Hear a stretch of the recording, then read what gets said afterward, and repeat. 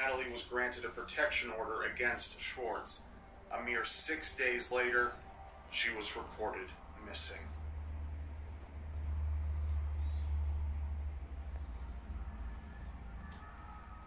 Around 3:30 p.m. on December 28th, Natalie Bollinger's family called the police and reported her as missing.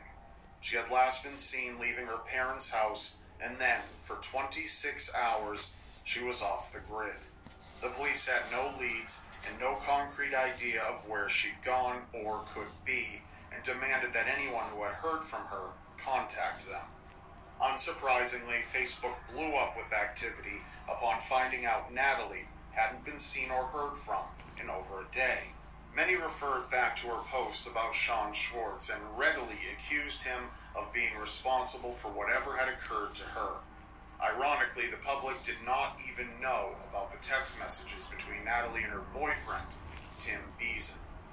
If they had, Schwartz's life might have been in danger, as on Facebook he'd been deemed guilty already.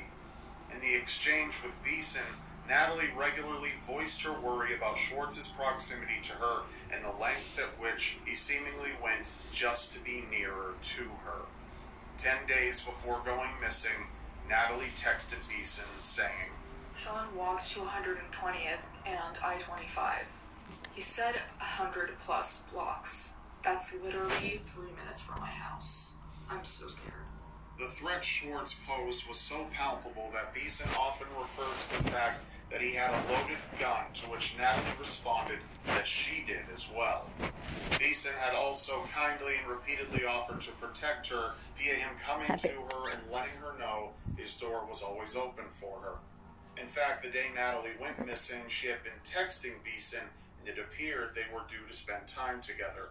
But around 1 p.m., 2 hours before she was reported missing, she had stopped responding altogether. As soon as Schwartz was made aware of Natalie's disappearance, he began erratically posting on Facebook, sometimes even only minutes apart from his last post. He was receiving mass messages and comments that blamed him, and though the public had a reasonable line of thought, it remained inappropriate when at the time there was no evidence something grim had occurred at all. This case overwhelmingly highlights that our social media mannerisms and presence, or lack thereof, can sometimes be a gauge that determines turbulence in our lives. Natalie not posting on social media created an eerie silence considering how active she typically was. However, Schwartz continued to further solidify his image as a lunatic by responding to comments, posting photos of Natalie, and even posting videos as well. While there was no record of where Natalie was, on Facebook, Schwartz was truly demonstrating how his life was so centered on Natalie that if she suddenly weren't in his life anymore, he would spiral.